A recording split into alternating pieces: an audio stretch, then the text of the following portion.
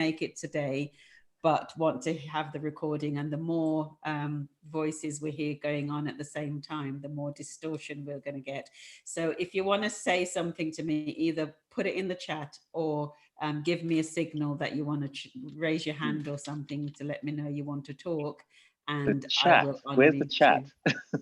The little bubble underneath on the bottom of the menu, where it tells you where it says mute or stop your video or number of participants. There's a little bubble that says chat.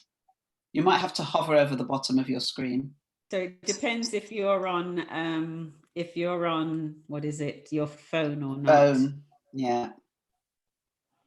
Yeah. So if you're on your phone, then you won't have to worry about the chat. Yeah, if you're on your phone, because I am, on the right-hand side, there's 3 little dots where it says more. If you click on that, it gives you the option to chat. Yeah. You got it? But he won't need to chat. He's gone now, hasn't he? He's disappeared. I can't do this. I don't know. It's not. You don't need to be in the chat. I don't. No. I'll just keep quiet. Okay. So hello everybody. Technically, and Martin, you're sort of sideways on mine. Oh, sorry. and my that's better. I do things in I like movies. I like widescreen, not portrait. Yeah. And hi everyone who's here. Oh, that works. Now I can chat. Okay. Okay. Cool. Got it. Cool, excellent. So hi, everybody is here, and this is the first time we're ever doing, or I'm doing anything like this. So I bet nobody can tell. I bet nobody can tell. It's great that you all turned up to be here with us to share this conversation. As I said, what I'm going to try and do is keep you muted whilst we're talking, and there'll be opportunities to be unmuted and to share, because it's a nice small number, so it'll be good to I've just got to admit somebody else. It'll be good to explain and explore with each other what's going on. So the reason for this is I've been kind of reflecting on this notion of a post-COVID world, and it's kind of been prompted by, you're not meant to be going out of your houses, I know. But what I'm noticing is that as I'm going out of the house, a number of things are happening. And certainly in newspapers and the likes, we're starting to notice various things.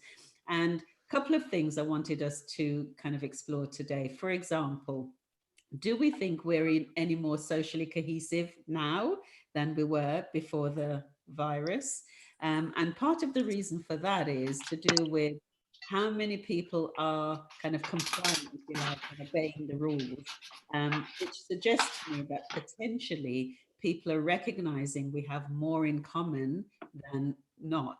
So are we seeing a greater degree of social cohesion, for example, and is that likely to continue in the future?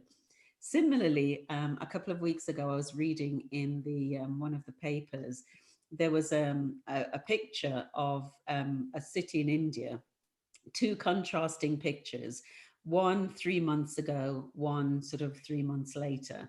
And it just showed the difference in the environment. You could actually make out buildings and the skyline in a way that you couldn't before the COVID virus. So that I think what that suggests is less people are driving, so there's less pollution going on.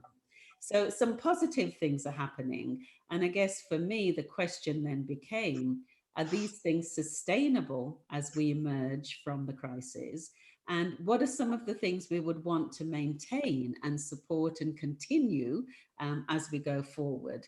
What are some of the things we have noticed that we probably used to do that we no longer want to continue with? And so those are some of the things that it strikes me kind of came to my attention. So this is why I set up the session today. And I've got Barbara and Martin who are going to be contributing to the conversation. I'm going to be monitoring the chat and chipping in. And I'm hoping that you all will be sharing your thoughts and views as you kind of come into the conversation. So it isn't a one-sided thing. And the way I want to start it is really just to say, firstly, a big thank you to everyone who's here. And then secondly, to say thank you to Martin and Barbara for coming along, and just to invite them to say something about who they are, share a little bit with the audience, and yeah, just kind of come in and say hi to everyone. Is that okay? Yeah. Yeah. So Barbara, do you want to kick off? Yeah, I can do. My name is Barbara Armstrong, and what I do mostly, to make it short, is I work with businesses and business leaders, and the focus of that work is really to help them look at things like business strategy, business growth, business development, leadership, all of those sorts of things. So any contribution I make today is probably mostly going to be from that perspective of the experience of business and the challenges around what business leaders are facing. Brilliant. Thanks, Barbara. And Martin. Hello. My name is Martin Gentles. I am a film producer, feature film producer. Also sort of get involved in media ventures of various kinds as well.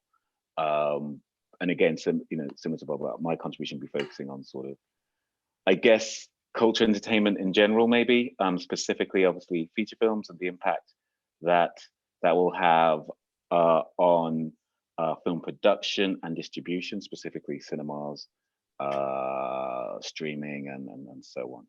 So, great. And I'll chip in with any other opinions that I have on anything else, but Thanks. I'm not an expert on.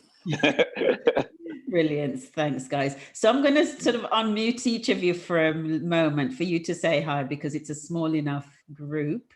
And for either you to say something in the chat or just to say hi and tell me what brought you here today. What's kind of interesting for you about the topic, and what are you observing and noticing that you'd want to talk about today?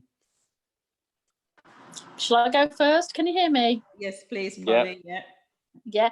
What's attracted me to link up with the webinar is, what is the world going to, for me, I'm getting curious in terms of what the world is going to look like once we go back to that normal world, if there's anything as such. So I think for me, I've got a bit of apprehension in terms of what's the world going to look like, because we're now getting used to a different way of working, and we're getting used to it, and then suddenly going back to the way we used to be. But actually, we're not going to be working the way we used to be, as you said, Lorna, right from the outset. Some things I'll be ditching in the way I approach things and the processes that I use as well. So that's why I've been drawn to this webinar today. Brilliant. Thanks, Polly. Anybody else wants to jump in there and share your thoughts? Can you hear me? Hi, Francis. Yes. Hi. Sorry, I had a few connection problems there, and I've managed to sort that out. But I can see you all. I can hear you all. Yeah, I mean, obviously, like anybody else, really, I'm really want everything to go back to normal. I'm not sure when that will actually be. I don't think it'll be for a few months, and then I think it's going to be very different. Lots of people will have changed, and we'll have to do different things. Our behaviour has to change, because I don't think this is going to go away for some time until there's a vaccine. And so I think we'll have to do things differently even when things open up. And I think things as an individual, we will have changed in different ways, and it'd just be interesting to learn about how people, it has changed them or how they'll act differently, really. So it'd be interesting to hear what other people are saying as well as contributing. Brilliant. Thanks, Francis. Anyone else want to jump in and share thoughts? I'll jump in. Paul. Hi there, Paul here. I've got a background in transportation and infrastructure, and one of the things that we're talking within the industry and with clients is how are we going to work and communicate and travel in the new future, because I think already there are signs that we're not going to travel. Our travel behaviours are going to be very different to what they have been.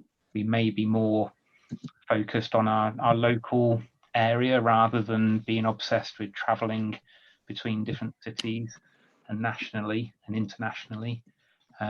It's great for the environment, something like this. Is this really going to drive that carbon reduction agenda?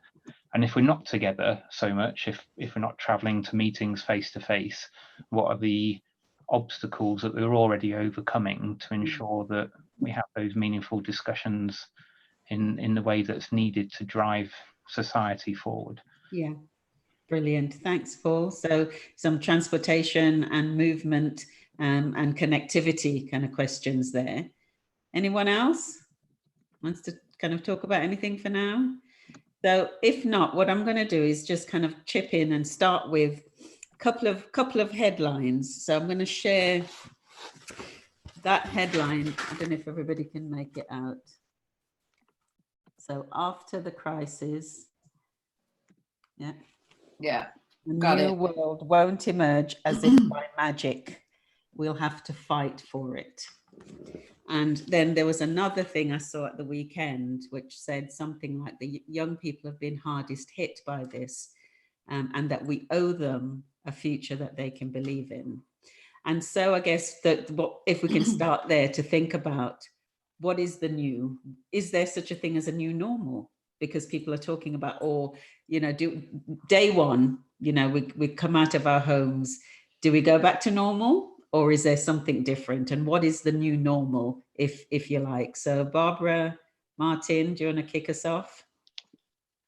Barbara, go I'm ahead. happy to kick you off. Yeah.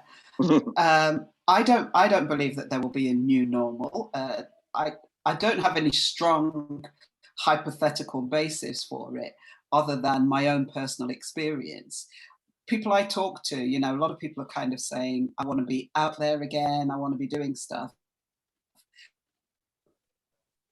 Well, for me, all that's changed is a place that I'm familiar with, that I spend a lot of time in anyway. And I know this isn't the case for everybody. So it is from my perspective.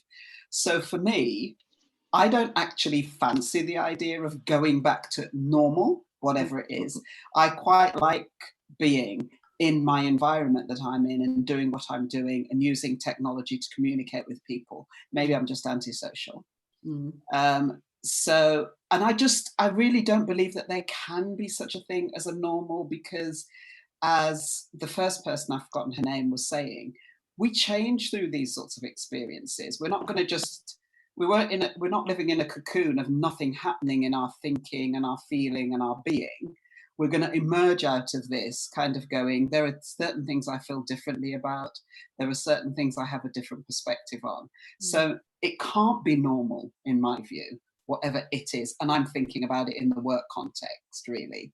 I don't think work can be how we understood work, or how work could potentially be in the future. Absolutely. Martin? Cool. Yeah, so there's a lot of similarities there with Barbara. I think I think I lean toward a certain skepticism about how dramatic this change. I think a few weeks ago I thought we were going to have a dramatic social change as a result of this. I think they're the obvious low-hanging fruit of, yes, we're going to see, I think we're going to lean on and maybe trust technology a little bit more. It could be motivated by economic reasons or financial reasons, that there's a recession happening and we can't afford travel anymore, so we're going to just lean on Zoom or Skype or whatever else to do a lot of interactions. So yeah, there's sort of like a superficial sense in terms of how we work and stuff that I think things will, new possibilities will emerge. And certainly as a filmmaker, there's there'll be definite impacts on how my industry works. And I can get into that detail later on if necessary. But in terms of the other things, like, will people value other things? And like, I think there's something really seductive about, how can I put this? There's something really seductive about just once people get into a routine, they just fall into that routine and they don't really question. And I think most of us are very accepting of whatever the status quo is. And once you take off all of the locks and the inhibitions that we've had, I think there'll be a brief period of sort of slight reacclimatizing to the sort of the way things used to be. And I think we'll just slip back into, for the most part, in terms of the way we operate and where we value, where we behave and interact socially. I think we'll just go back to doing it how we used to do it. If you didn't really talk to your neighbor before, I think you'll probably go back to not really talking to them that much. You know, I just think that's what's going to happen. I think there's something, and one of the reasons for that, I think, is weirdly enough, because of the success of the strategy, the impact hasn't been as severe. It's definitely severe economically. It's definitely sort of had a massive effect socially, but as a catastrophe, we avoided that because we did something unprecedented. We literally shut down the country to stop the virus moving in a much more dramatic way. And even with that dramatic action, we still had lots of deaths, and we still had the NHS is literally kind of obsessed with one disease at the moment. That's what's had to happen just to manage what we did. But the success of that means that we've been slightly insulated from what could have been a way more dramatic event in our lives. So as much as this has been quite radical and all of that, it hasn't been as bad as it could have been. Imagine if there was no lockdown and we just carried on. I mean, one can only imagine how this virus could have just ripped through the country, and so many people would have been experiencing a high, rate of hospitalization, and the NHS would have been probably brought to its knees, and you'd have a much higher mortality rate. So I think there's some sort of insulation that means that maybe the change isn't going to be as dramatic. I may well contradict myself later on in this chat, but I kind of think that at the moment. And I'm going to unmute everyone, and if you could take it in turns to please kind of share your thoughts. So one of the things I know I thought about, because I guess I'm an eternal optimist, one might say, or maybe I'm a bit more half full than half empty. So I thought, oh wow, this is a really brilliant opportunity for us to pause and where do we go from here? Where do we want to go from here as a country, as society, as a world? I mean, again, reading things like part of the reason for the pandemic is the sense of the impact we've had on our ecosystem, that we've overfished, we've over taken all of our ecosystem and our resources. So because we've been multiplying and expanding our reach, we've necessarily and inevitably impacted on other forms of the ecosystem. And so for me, if we're not saying this as a chance to say, let's pause for a minute and think about going forward, do we want to be much more careful about our impact on our environment, on our ecosystem, and so on? Do we want to think about now, because just before we went into lockdown, we had, I think, greater levels of populism and nationalism and those sorts of things. It was much more fragmented. We were moving in that direction of a much more fragmented way of being, less cohesive, and so on.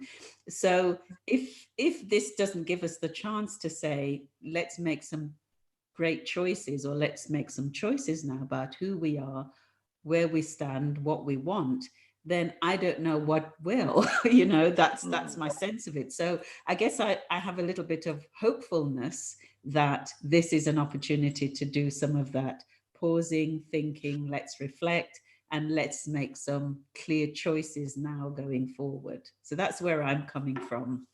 What are your thoughts? I would totally agree that there is an opportunity to do that, but how dare I side with Martin to say, I'm a little bit cynical that people would do it.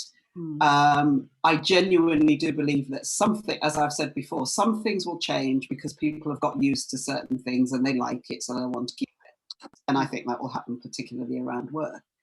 But I think once people have started to do the things that they used to do, I'm going to my favorite restaurant, I'm going to the pub with my friends, I'm doing this, that, and the other. Are they really going to have at the forefront of their thinking, their minds, this great opportunity that we have to become human again and just be good human beings? I'm not sure. I'm a little bit more skeptical, I think is the word that we kept using. Because in my mind, if you think about it as the momentum that built up behind us being getting to a stage of, you know, as long as I'm all right, to hell with everybody else. Not completely in the world, but there's a lot of that in the world. The momentum behind that in comparison to the short period of time when people have started to think, you know, let's take care of each other, and we're appreciating the NHS and we're appreciating key workers. There's an imbalance, and memories are short. Mm-hmm. And I think it won't actually take that long for people, not everybody, but I think the majority will just kind of go, this is what we wanted anyway. And I think we're already seeing it.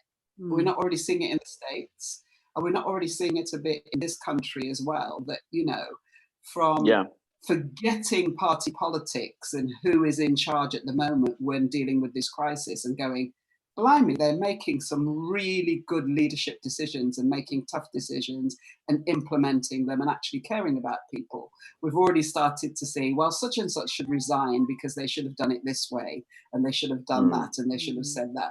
So all of that kind of, let's just kick people, no matter how much effort they're making to do something right, is already starting to creep back. Am I wrong? Yes. That's what I'm seeing. Yes, on one part. On that last part, I was with you. I was like, oh, wait a minute. You know, we don't want to. We could easily get sidetracked into that. Where I will agree is, I think there is a prism through which we've kind of devolved into these sort of political, cultural, you know, maybe even ethnic tribes, and we have our own ecosystems in terms of how we operate within those tribes, and those ecosystems determine how we interpret information, and where we get our information from, and who we trust and who we don't trust, and how we perceive a policy. If it's coming from this side, we don't mind it. If it's come from this side, we reject it. You know, all of that. And one thing I'll agree with you is, it doesn't seem to be the case that this event has impacted on how tribes interpret and sort of perceive and receive sort of, you know, what's happening in the world. That's been really solidly cast, and people are predictable. You can predict someone's skepticism about social distancing pretty much. You can guess that they probably have a certain political bent, they probably have a certain cultural idea. You can probably guess how they voted on something, say, like Brexit, you know. But there is a lot of correlation going on there, I think. Again, this is anecdotal, but I think there's a lot of correlation going on there. And same for, which I will admit to be my side, more the liberal lefty side of things as well. You can predict how people respond. You know, all those indicators will probably tell you how they'll perceive and respond to what's happened here.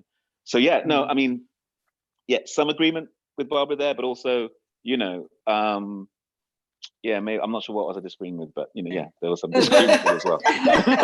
let me just kind of pick up at the chat and see what people are saying. So Paul is saying, one major change they're seeing, and we'll continue to see, our government's prioritizing spend on public services to ensure greater resilience should COVID happen in the future. So Martin Holden, you don't think that will happen? Agreeing? No.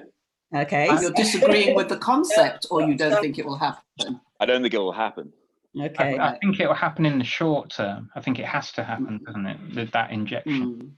And we've got to think about, you mentioned tribes. There are certain tribes who can't forge that future for themselves, like our kids, and people who are more sort of socially disadvantaged than others. They're the ones that are perhaps going to get the benefit in that short, medium term, because they're the ones that are going to need it, and there's nobody else that's really going to wrap themselves around that community of people, other than putting money into public services to support them, especially kids who have perhaps going to suffer through not being able to get GCSEs and A levels and falling behind.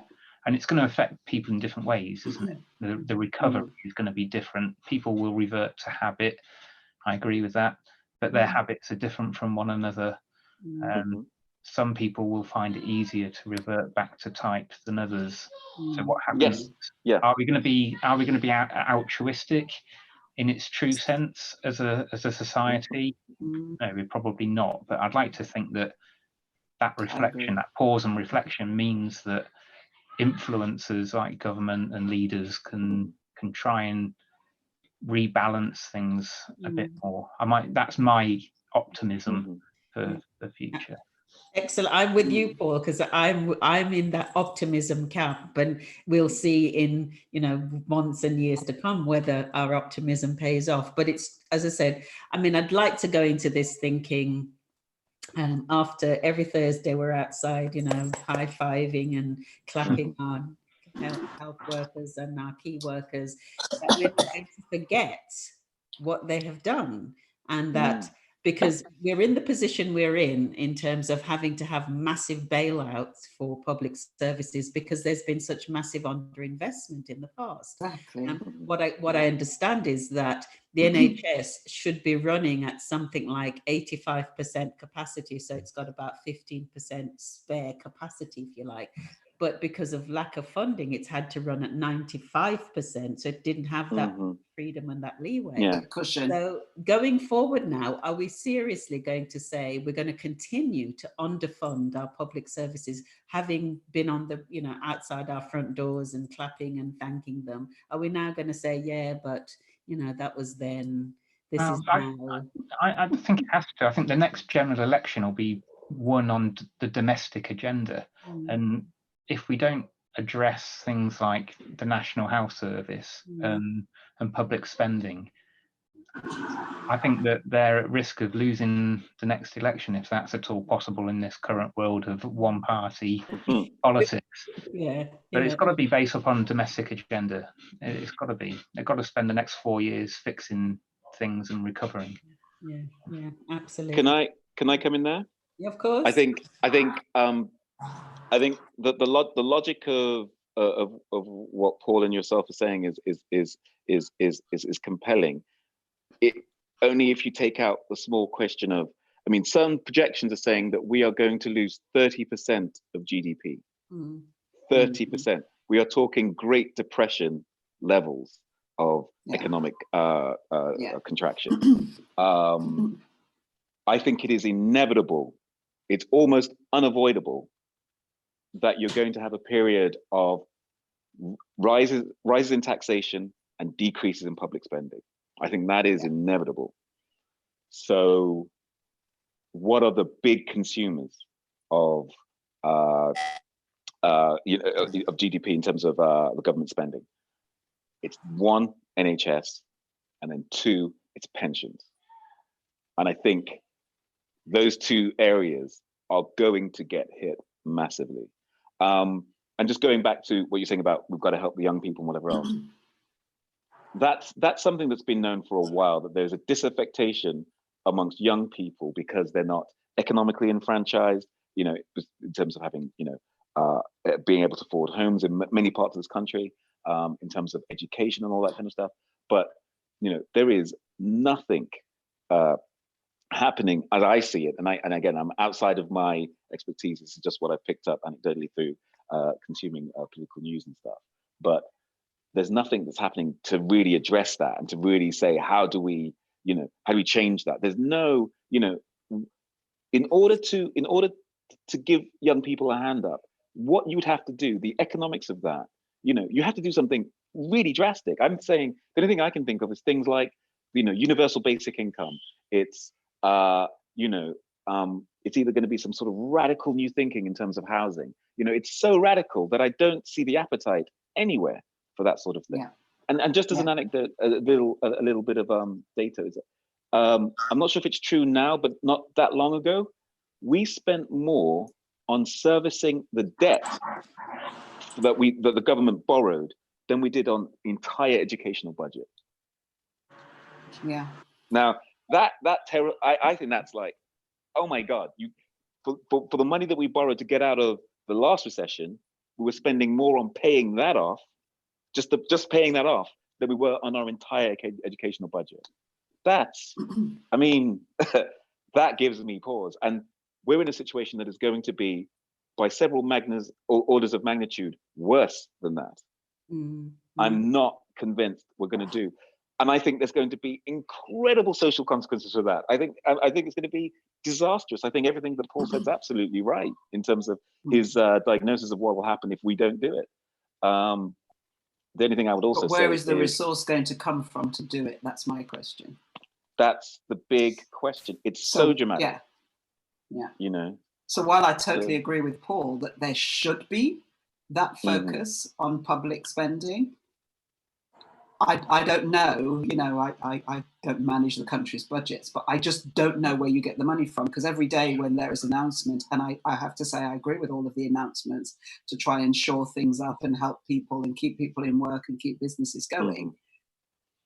At some point, if money is real, somebody somewhere is going to say, we'll have our cash back, please, because where did it come from? Well, there's a degree of which we're just going to print money for, you know, we're just, you know, quantitative. And then there's an inflation, but But strange enough, we haven't had inflation. Usually, historically, we've had printing money led to inflation, which is how so many third world economies were getting into such difficulties. They were trying to print their way out of problems, causing inflation. So they, you know, foreign direct investment was impacted and blah, blah, blah. So they had all these problems as a consequence. We haven't seen that, you know. Now it could come, but we haven't seen it. And, you know, I think one of the things we have to look at is, we could look at now 2008 and the global recession and the impact that had on young people, and not just young people, but everybody. And when we made this decision to bail out the banks, and we said we've got to keep the financial system intact, but we did that at the expense of the very people who are supposed to be serviced by this system in the first place. You know, we said, right, you take the hit while these banks grew even bigger. You know, they are, again, several orders of magnitude bigger than they were in 2008 now. You know, that's what the consequence of the decisions we took. And I don't know, maybe if we had thought demand side rather than supply side, if we had said, oh, maybe we should bail out people, you know, and because they have to go find banks. So yeah, but you give them money, they'll go put it in a bank, and they need to have businesses. Oh well, you know, people will grow business because they'll have the money. They go. If we did it that way round, and you know, as I understand it, capitalism is just circulation, really. That's all it is, right? And if you get a blockage and there's stop circulation, then you have a crash. But you just got to get things moving. And giving money to people, particularly people on lower incomes, who have to spend significant portions of their income. You know, they can't just put it away and save it for a rainy day. They need to use that money.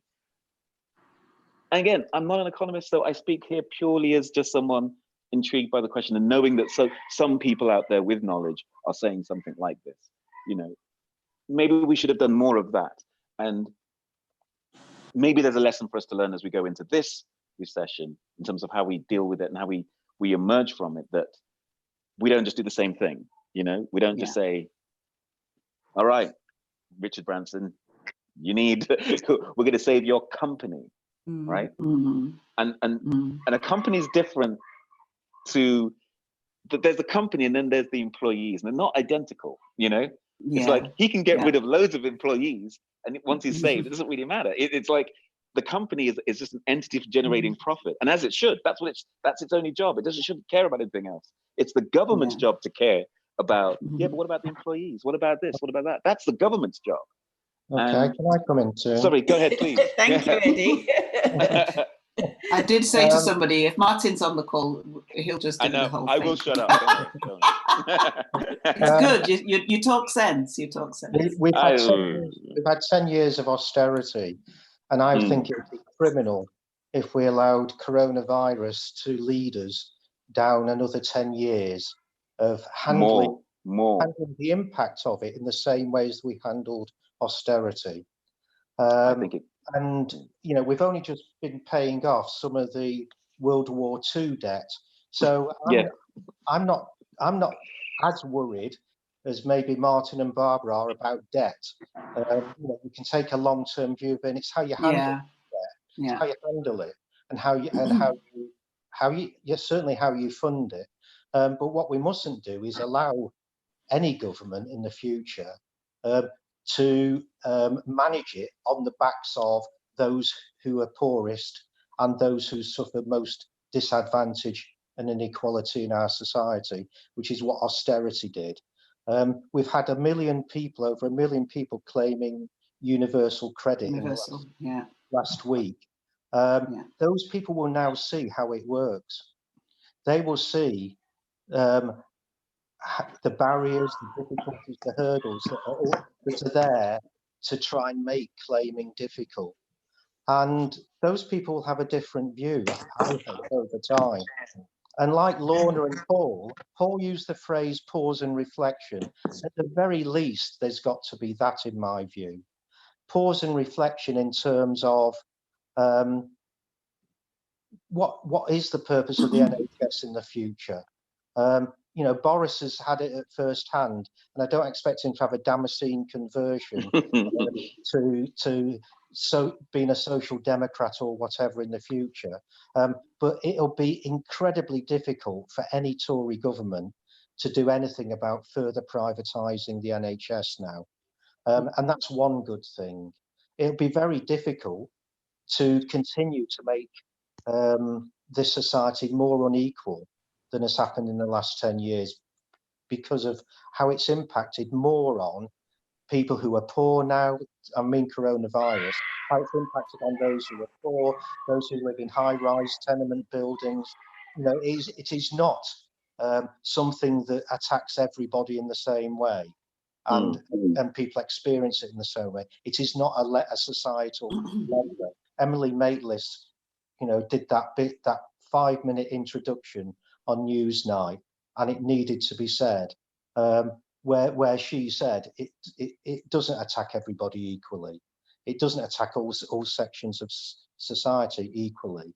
And I really hope that, as Paul said, there would be that pause and reflection of what do we need to learn from this, and can we really go on the same way as we've been going in the last 10 years? And you know, at the very least, I'm optimistic about that. Questions being asked, even if they eventually get dismissed. For people like us, who want to have a different view and want to have some beneficial impact from this, to make sure at least the questions get asked and to fight our corner in that debate. Brilliant. And you know, it's great. Thank you, Eddie, for that, because part of the reason for me to have this forum is to also start to think about what are our responsibilities? What can we do? What contributions can we make? What are the questions we should be asking? And how can we use our influence? You know, in our, Barbara, you've got your networks of businesses and others that you work with. Similarly, Martin, in terms of your film. So it seems to me a nice time now to just kind of maybe, Martin, if you don't mind, come on to, so knowing what you know now, what might be some of the themes and the stories and the things you might be reflecting on in any new commissions that you have going forward? Like a good politician, can I change your question? Okay. Because I think there's a before that bit about the themes and the ideas that's really important to get to, and that is that as much as I'm sort of like skeptical of mass change, for my industry, this is going to be this is on some levels an extinction level event, and on some sort of, you know, it's the Cambrian explosion. It's going to be like the spawning of a whole new life. It's that. Film, feature films particularly. Let me focus on that bit, which is what I concentrate on. But feature films particularly, they the model that's been working has been teetering for the last 10, 15, maybe dare I say 20 years, right? Where a movie, you know, you make a movie, you put it in the theaters, you make enough at the movie theater that you either, you know, cover all of your expenses, or you go into a slight profit, and then everything after that, so that's your, as it used to be, videotape or DVDs or whatever else, all of that was your profit, right? And that's why they were lucrative, right? So it's all of that was your profit.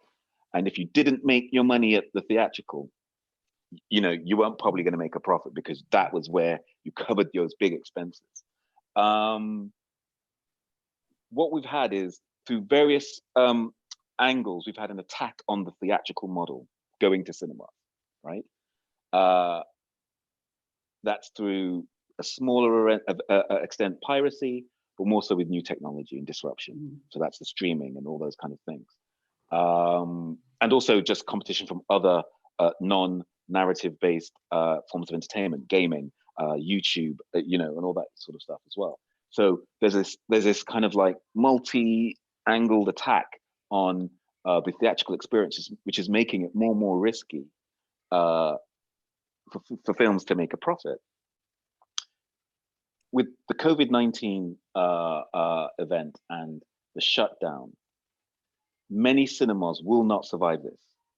Their margins are already so tight. There are so many cinemas that aren't making a profit. Those that are lucky enough to be in bigger chains, that they can sort of offset or cover those. I know Odeon sold, like a couple of years ago, I think they sold maybe 1,600 screens, you know, just trying to, you know, just to focus on, and some people pick those up, but you've got so many cinemas that are teetering, you know, and I think many will go down.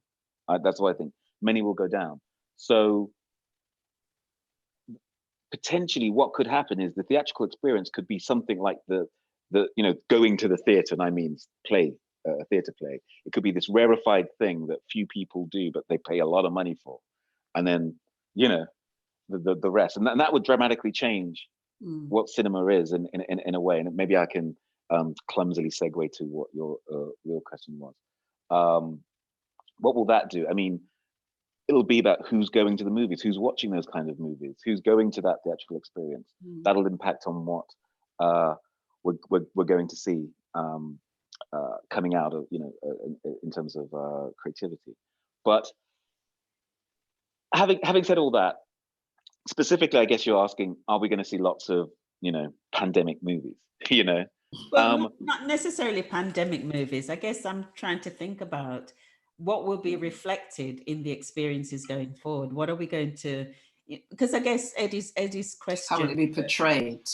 Yeah, and Eddie's questions were about, you know, going forward, and I'm conscious, you know, what I want to also think about is what's the world going to be like after this, and I guess I'm wondering what kind of role cinema plays in reflecting a different kind of world. I mean, we've seen sci-fi, science fiction's kind of doing these sorts of things.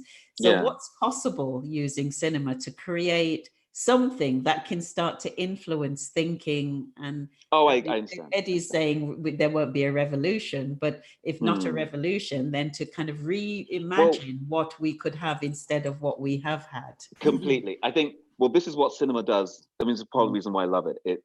It can, through various disguises, through glamour and all this sort of stuff, it can take your world, change one small element of it to give you a what if.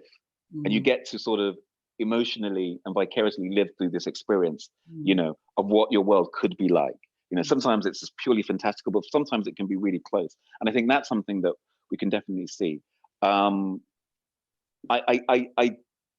kind of the fear aspect of this experience, there's sort of like the bog standard cathartic sort of, oh, you know, we're going to make films that reflect how we felt at this time.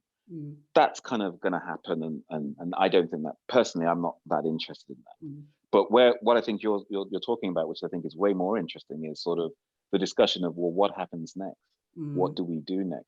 Who are we, and what do we become? I think that's something that absolutely cinema can and will do, and it will do amazingly well, and it'll do it in a way that you don't know you're getting it. You know, at its best, cinema takes these sort of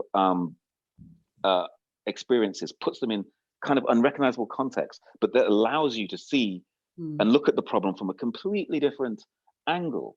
And I think this is why I love cinema, because I think this is what it can do. It can be a part of the cultural narrative.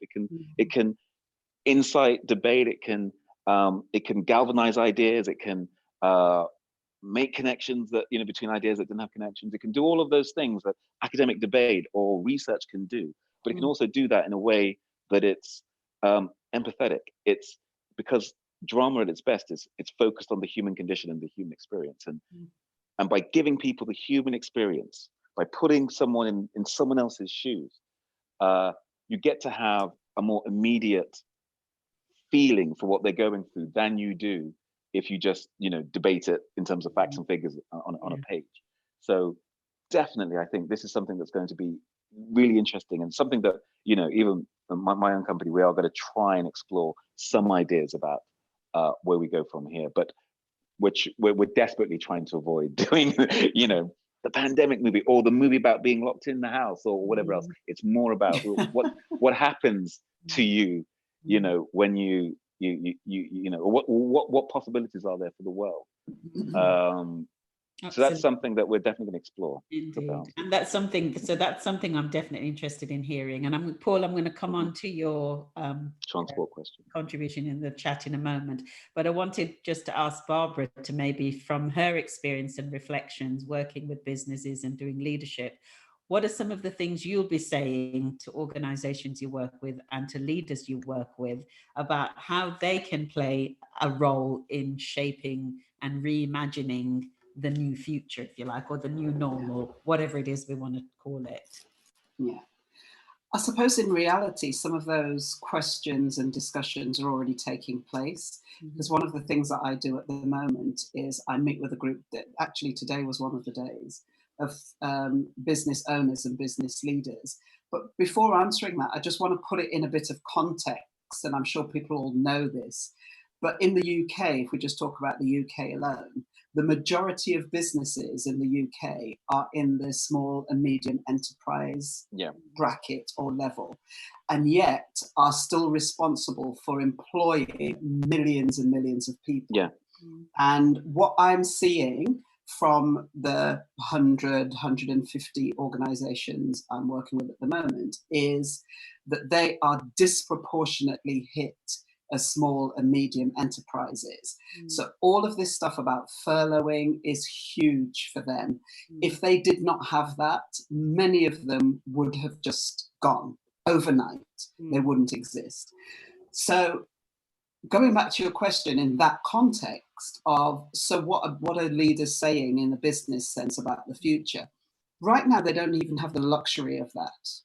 When I'm talking to them, that they haven't got the time or the space or the emotion or the energy to be thinking about what next week is like. They're in a mode right now of how am I going to get through now and keep the doors open and be a responsible employer and use whatever is being given to me to keep people in employment and support communities. So if and when we get outside of that immediacy of this is all about just survival, you know, I think that the conversations, in my view, will move much more to some of the things that, for instance, Paul has put in the chat. What kind of work will there be? Do we need people to be traveling to places? Do we need the buildings that we have been using and insisting that people occupy? You know, half of London, for instance, is offices and all next to each other and all huge. So I think we're going to be asking some big questions about that against an agenda of, you know, there are some people, as Eddie was saying, living in high-rise flats with hardly a room to swing a cat, and yet you have all these offices that are in, you know, just huge and taking up space. Maybe it's time for a radical transition. At the moment, I'd be lying if I said people are starting to even think or have those conversations, at least the people I work with, because they are mostly the SMEs. But, you know, we're on the cusp of starting to have conversations about what is the world going to look like after this. So it's very much going to be about what does work look like and how do we do work? And do we employ people in the same way that we have done? Or is it about bringing people in to do things at certain times when we need them? Is it also about what the sorts of skills that we need now are going to be people who can come up with real innovations, and I'm not talking about tweaking things and, you know, taking that and making that a different shape than it was last week. I'm talking about, you know, a whole new way of looking at things, a whole different way of looking at things.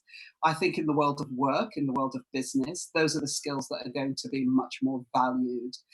But also paradoxically to that, because of the appreciation that we've now developed for key workers, as we're calling them, I also think that what is going to be valued, at least if I'm in my positive moments like Lorna and Paul, what is going to be valued are those sorts of skills as well.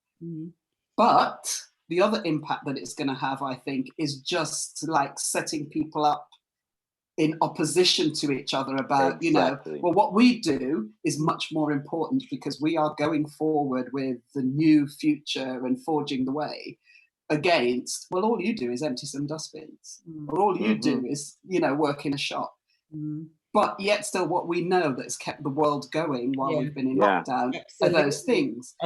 So I don't think I've anywhere near answered your question or been able to answer the question, because it just feels like those are things that are being posed as questions in the conversations I'm having. And it's pretty early days for business because, you know, Eddie said it, and I think it was Martin that said it.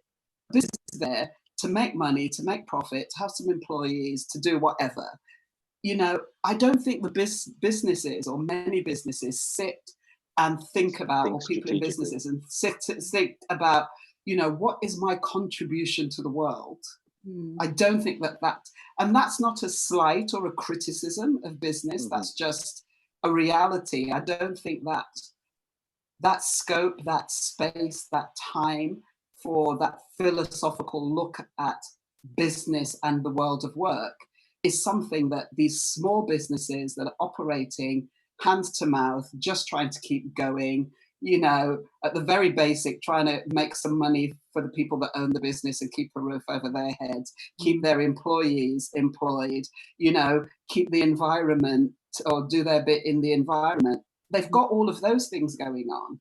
So suddenly we're saying this is an opportunity to pause and think about how business can make this different contribution. I don't think it would necessarily start at the level of the types of businesses we have. I think it will start at another level and businesses might join in. Right. But, you know, and I'm not saying that to be cynical. I feel like I'm mostly being realistic rather than being cynical or pessimistic. I just feel genuinely that those are the things that occupy the time and the thinking of the people, certainly that I work with. I can't say for, you know, big corporations with lots of resource and whether those are the things they might be talking about. I doubt it. Yeah, but certainly not SMEs. Sorry, can I just 1 second? Sorry, go on. So just to follow on what Barbara just said there, but I think this is really important because there is an element of the government subcontracting its responsibilities to business, which is its own responsibilities. So things like corporate social responsibility. I personally, and people might disagree with me, that is not business's job, right?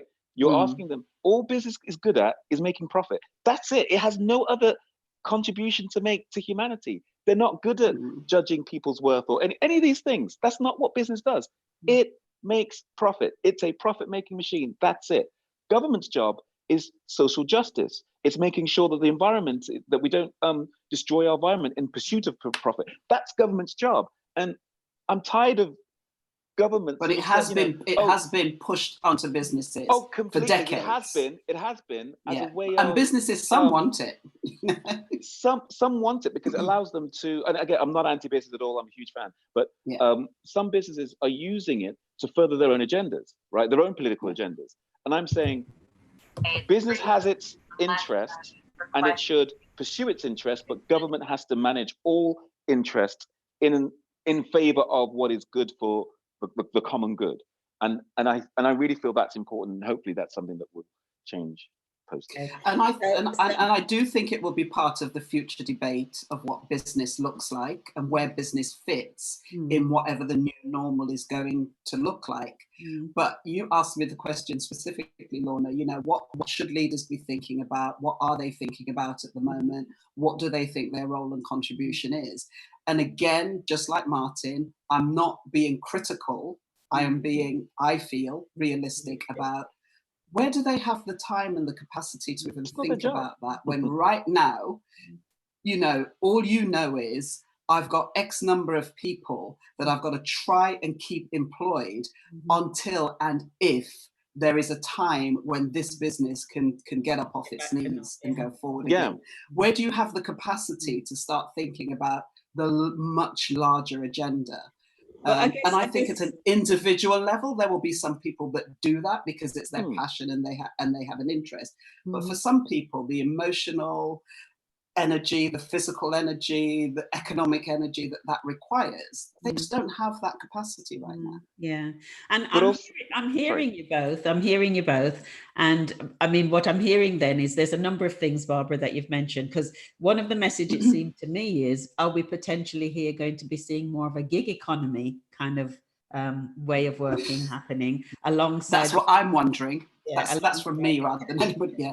Yeah, alongside the key worker, you know, so there'll be some core things and then gig economy, the kind of what they call it portfolio careers, you know, people dipping in and out of lots of different things. Is that the way this country and other countries are going to have to respond in light of what's happened? Yeah. And so that's I think if you put that, it probably is, if you put that in the context of, you know, what are the first things I'm going to do to try and save money and keep my business going? I'm going to have a look at employment. What can I save on? And first and foremost, it's got to be buildings, hasn't it? Before you start looking at your staff, if you're a responsible employer, before you start going straight to let's get rid of the staff, you're going to look at what are the things that this experience has proved is not necessary. And that is buildings with lots of people sitting in them are probably not so necessary. Then you don't have to be a genius to then think, well, if I don't need lots of people sitting in these buildings, do I need these people all the time on the payroll? Or do I need to have them when I need to have them? I don't think it could be absolute, and you could never get to 100% of everybody is in gig employment. But I bet you, with a little bit of imagination, you could think of quite a few roles within businesses where you just go, actually, I only need that at these points in time. So I don't need to pay you holiday pay and maternity cover and all of these things. That's where I can save money. And again, I stress to people that are listening, I'm not trying to be negative. I'm trying to be realistic. And yes, because I think the point to make is that when I announce this, I think I've said it's going to be a very opinionated kind of conversation, but also it's a conversation that we're all trying to make sense of some very complex sets of issues, and we're sharing thoughts and ideas. And I certainly think one of the issues will be the nature of work may fundamentally shift and fundamentally change. And I think Paul and others have kind of mentioned this notion of, you know, now that we've got technology and people have seen different ways of working, might it end up with, we don't have to, as you say, have offices and people coming into buildings anymore? How much does it cost for Zoom in comparison to a building in the middle of St. Paul's? You know? And what kind of economies and industries are going to flourish, and what things are going to go by the wayside? And those are things that strikes me that we need to give some thought to. And sorry, Pedro, I know you've gone, but thank you is coming in from the US. And sorry but it would be nice next time around, because people are starting to ask, are we going to be doing this again? So why not to continue the conversation.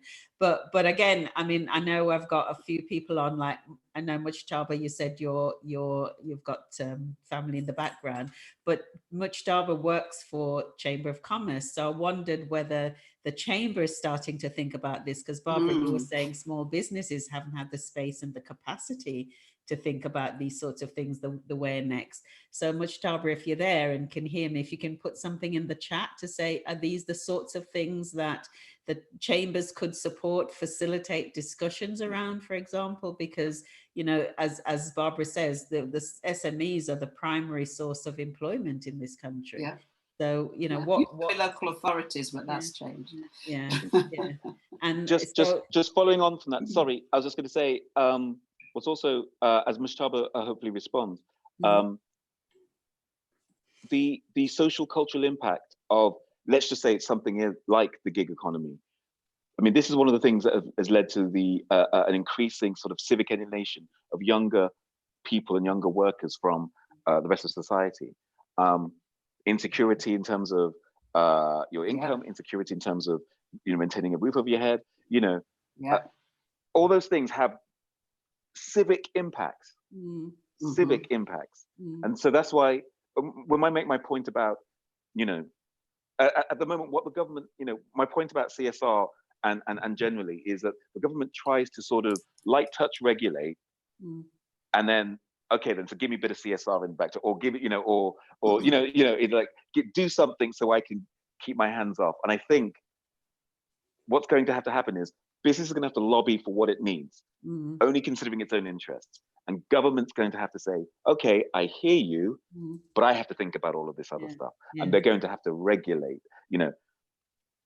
This might not happen. This is where my cynicism starts to come out, is I'm not sure if we might sort of, you know, we can't forget we're in the middle of Brexit, you know, and the whole logic of Brexit is a laissez-faire economy. I don't care what anyone else wants to tell me, but that is the logic of it. It is to deregulate, right?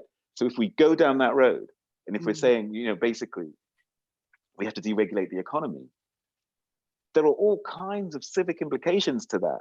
Absolutely. Some of them may be great, some of them may be wonderful. I don't know, but I know some of them are going to be bad, and some of them are going to cause civic, you know, conflict. And that's something that, you know, certainly government at the highest level, but also we as individuals need to be thinking about in a big way.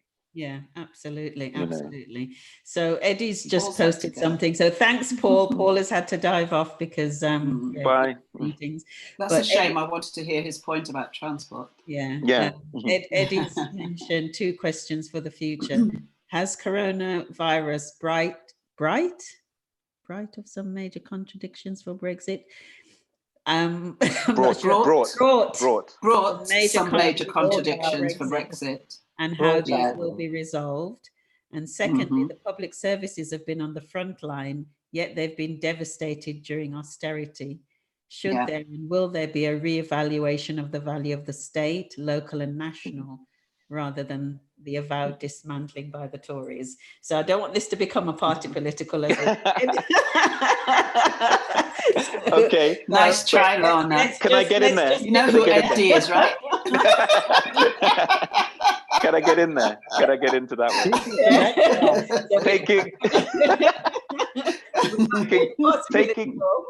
We are simply exploring and having a wide ranging conversation with people, because people are still joining now. So thank you for coming in at this time. And Martin, I see your hand raising. Okay. I just said I want to get into that. Back to you. So those who are just joining, just to say, if you want to, I've tried to mute because so that everybody gets a chance to contribute and we don't have too much background noise. But if there's something you want to share, just drop something in the chat box. You'll see that on the bottom of your screen, and I'll unmute you and you can kind of come in and so on. I also wanted to pick up because Polly mentioned a question. As local authorities are having to make cuts, buildings will probably be the first thing to look at following the new way of working. So I think we're generally saying transportation is going to be affected, because if you have less people going to work and going, and then buildings, because people won't be in their offices anymore. So those things will go. And I think what we've been exploring is this notion of a gig economy, or more kinds of if you like, the sort of what I know they used to call portfolio careers for people having the less, I know it's many years ago when we used to talk about jobs for life, but it seems that those days are gone. And so what we're potentially moving into are much more short-term career jobs, not even careers, maybe much more short-term jobs with people moving back and forth. And I think Barbara was saying the kinds of skills that are going to be valued in the future, greater innovation, people who are really, really innovative, not just tweaking at the edges. So lots of things there to think about. And so, and one of the big things for me still remains, so where do we go from here, I guess, both in terms of this conversation, but also more generally, if you like. So what do you mean by where do we go from here? From today's conversation, how do we kind of capture this and move forward? I've heard people are generally saying really fancy having some more discussions on it, and so can we have more calls in the future? So if you're up for it, yes, we're more than happy to do some future calls and continue the conversation. And then the bigger question as to, so if all of the things we're talking about, gig economy, portfolio careers, some skills that are going to be much more valued than other skills, less buildings and less transportation, and so on, and people being more at home. And I think Martin talked about the huge civic attack and so on. And so then where does that leave? Where is that suggesting we're likely to see an emerging future? Go on then. Here, this is where I think my experience from my industry is going to be quite helpful, because this is exactly how the film industry has been worked, pretty much for everybody. So we most people are freelancers, right? And you go from job to job. You'll have a specialty that you do, and you'll go from job to job to job to job, and it's a sort of, that's how you live. You become a kind of a company of one. You know what I'm saying? I am a company, and someone rents my services for a period of time. That has a whole lot of consequences, because now it's at the moment where we do it is you go Schedule D.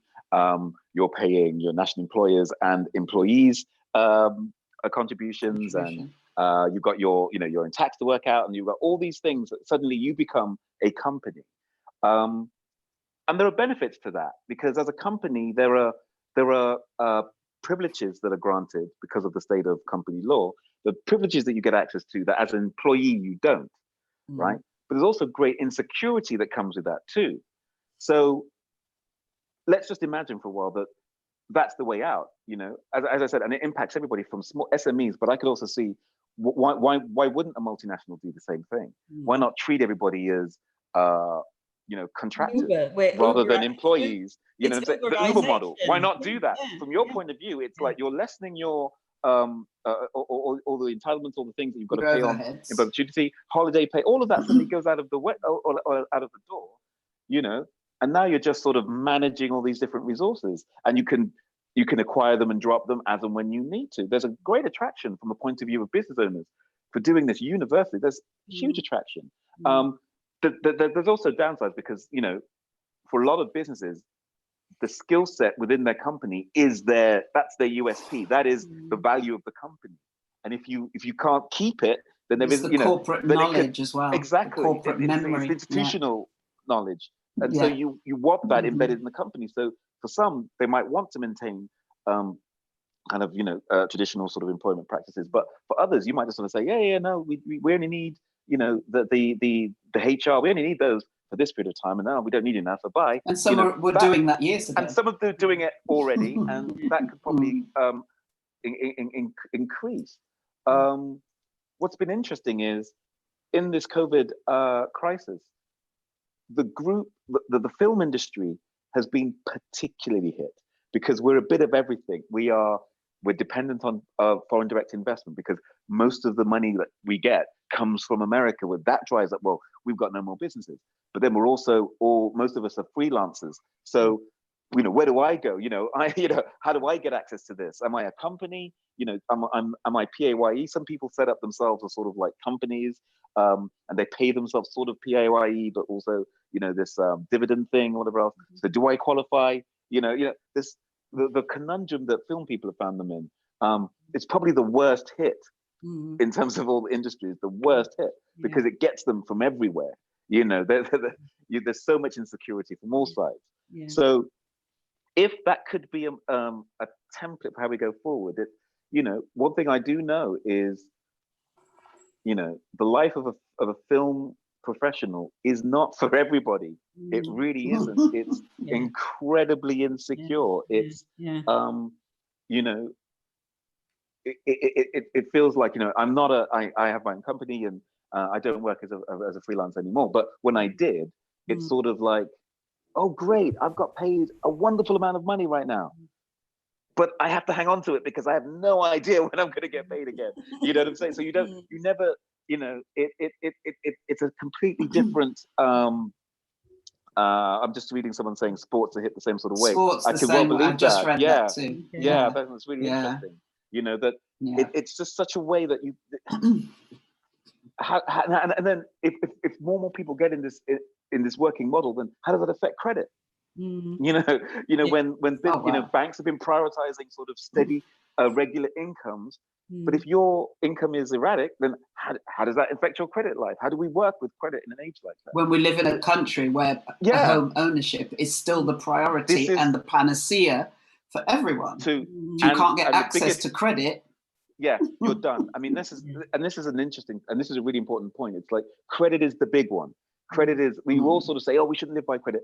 Credit is how modern capitalism has worked since, I don't know, the 19th century. You know, it's just how it works. It's, you know, leverage and credit is how we work. And, you know, there's a statement made, but I think it was Ben Bernanke said that it wasn't, of all the things that caused the Wall Street crash, it was the lack of credit, the sudden withdrawal of credit from the economic system crushed it, right? That is the big one.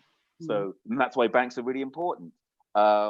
You know, that's something you got to think about. So I'm not sure where I'm going with this, but just huge implications. You're having people leave now, so we're conscious of time, because we said an hour.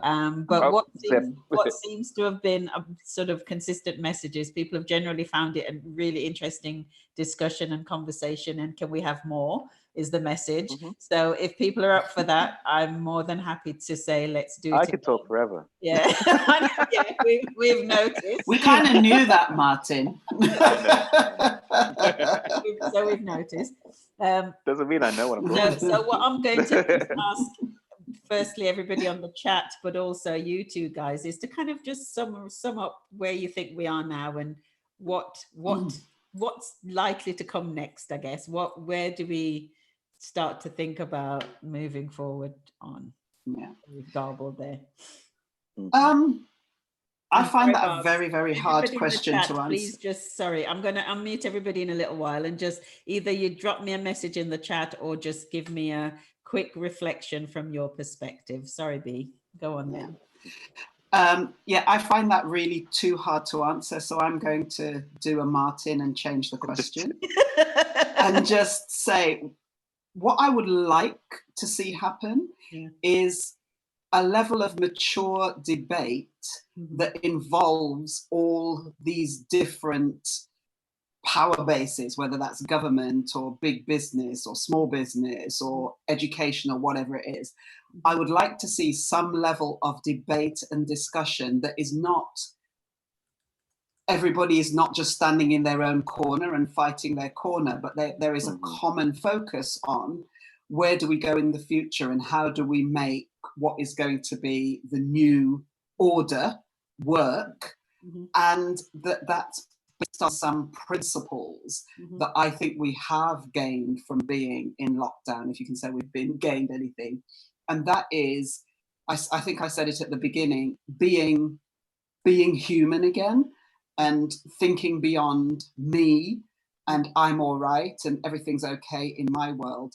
People have increasingly, in my experience through lockdown, just kind of got a little bit more, you know, even though we're not socially connecting, we are still connecting at a level where people are appreciating health workers and key workers and all of this. And, you know, this morning I went for my walk and I go out early to socially avoid other people. And all along the road, somebody had gone along and on the bonnet of every car or on the windscreen under the wiper, they'd put a bar of chocolate.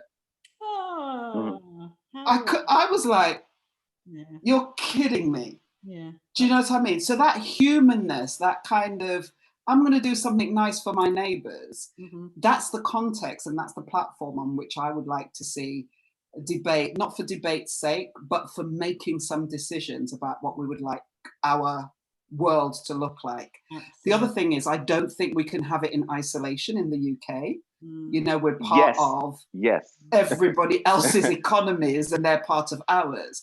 So I think us trying to find solutions just on our own is doomed to failure. Yeah, yeah. So I would like For sure. I would like some conversations, but I'd like it to really get to that international level as well. So that doesn't really answer your question. No, but it gives some thoughts as to if we're going to continue these conversations, how can we reach beyond the UK then? I know we had Pedro in who was calling from Texas. And let's see if we can start to reach out beyond the UK to others to see whether we can have that international conversation. Because I think one of the big questions in all of this is going to be about globalization, and is that dead or different type of globalization? So huge. I wanted to get onto that. That's something great.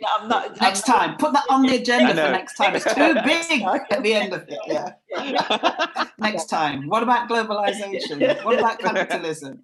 Yeah, because what about social unrest? I know there's a push. There's a kind of push-pull potential, isn't it? Because one could say that, you know, some countries might start to say, because of the virus, we want to start to pull back our borders and keep isolationism becomes who we are, because we don't want anything being brought in by strangers. Because it's you lot that's brought it here. Exactly. You know. So you know, there may be something to do with, you know, what kind of is globalization? Have we seen the end of it now, or is it going to be of a very different order? What happens to the European Union on the European project in all of this? Because again, you know, you've got some countries like Spain and Italy that have been pretty much devastated by this. Will they want to start to, as I say, close things down a little bit to start becoming more protectionist? You know, might we see the Donald Trump kind of model starting to roll out a little bit more? But these are things, it strikes me. Oh, hi, Boise, Indiana. Hey, Boise. Hi, Boise, Idaho. Hey, Boise. Yeah, great to hear you, Boise, Indiana. And apologies if we've got the timing a little bit skew-whiffy. But hopefully you'll come to another call and we can then start doing. And if you're happy to do this, Rebecca, get you on the panel so that you can share what's going on in the US, and then we can start to have that kind of international discussion that Barbara has suggested. So that would be really great if you're up for it. In fact, if you're up for it, Rebecca, I can unmute you now. If you want to say a quick word, let me know. Give me a yay, nay, and I will unmute you. In the meantime, of course you Martin, will. Come on, Rebecca. In the meantime, Martin, do you want to say your piece? Hey, yeah. Again, I'm not going to answer your question. I'm asking questions that nobody answers. I know. Sorry, it just means because I haven't got that imagination to answer it. But one thing I thought about potential consequences, and maybe I'm going to slightly contradict my opening statement here, that sort of nothing's changed. And I think maybe I'm back into that place where I think, yeah, things are going to change, but maybe not for the better. But one thing I remember, there was I don't know who it was. I remember watching a conservative critic on Fox News, a conservative critic of liberalism. By that, he just means sort of social democracy, social democratic politics, all that kind of stuff. And he said something that it stuck with me, and I just thought that's absolutely accurate as a criticism. And I really want to repeat it now. He said something. What was it? He said, liberals, the left, want to live in a future that they don't want to spend the time building. Right. And I just thought that is so true, because I think we're you know, one of the things I think I'm talking about me as a left. I don't want to assume for everybody else, but just me as someone who's broadly of the left. You know, we're so obsessed about government and government programs and what government does, and sometimes I think we've got to take our socialism, social democracy, liberalism, whatever you want to call it, progressivism. You've got to make it local. You got to do it. It's got to be you doing it for your neighbor. You know what I'm saying? It's got to be how can I bring socialism, social democracy, progressivism, liberalism to my neighborhood, to my community? And that's something that has been exciting to see. And I think it's a time when we may be compelled, for those of us on that side of the political fence, we may be compelled to explore that as an avenue, because the government avenue may not be as available to us as it has been. That's a subject for another discussion. But just that idea of that, like, you know, let's build the future we want to live in. You know, so let's do that. Well, that's what prompted me to do this. And as I said, it just felt to me like here's an opportunity. We don't get many of these opportunities. We're going to be emerging from quarantine, hibernation, whatever you want to call it. And there's a chance now to build the future. Why not take this opportunity to do that? And what is that future? And that's what. Unless this goes on for a year. Huh? Sorry, Bob. Okay. Sorry? Did you see? I think I said unless this lockdown goes on for a year. Yeah. I think our friend from Boise wanted to say something. Come on then. Yeah. Okay, let me unmute you then, Rebecca, if you're still there. Hello? Hi. Hi, Rebecca. Hi. Nice to see you. Or nice to see you. I know that our countries are a little different, but I have thought about everything you've brought up on this call. About buildings, about employment, what's next, even about, you know, sports, movies, songwriters. I mean, how is it going to affect everyone? And globally, because how will one country take care of themselves when all countries seem to be very mishmashed and depending on different services from each other? And so, I just really enjoyed the call, and thank you. Thank you so much. Oh, excellent. Thank you for joining.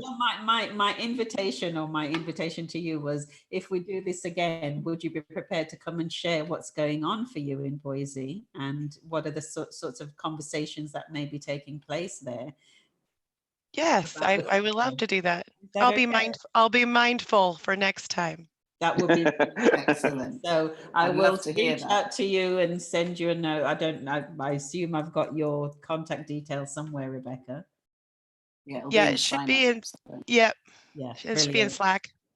Okay, that's fabulous. Thank you so much. That's been really great. So everyone, I don't know whether you all want to have a quick last minute. I'm going to unmute everybody, and then you can all say a quick word if you want to. Just doing it all, unmute all. There we go.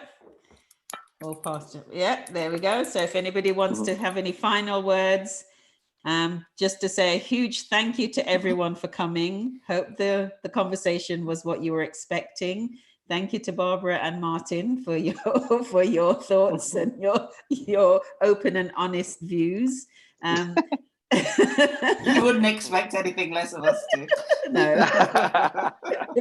As I said, rightly or wrongly, we just check anyway. I think the message I've got from this can't be a one-off conversation. This has got to be something that continues, and we need to reach out internationally to others to see whether we can start a movement, if you like, a wee conversation, as some people would call it. A wee conversation. Yeah. So let me see let me have a think about how that might happen, and I'll be in touch. And thank you to Rebecca and Mujtaba and everyone, Francis and everybody who's joined today. Really appreciate your time and your contribution, and look forward to seeing you again soon. And thank you, Martin and Barbara. And thank you for organizing it. We'll end the meeting. Thank you so much, everybody. Okay. Thanks, guys. Bye. Bye. Bye.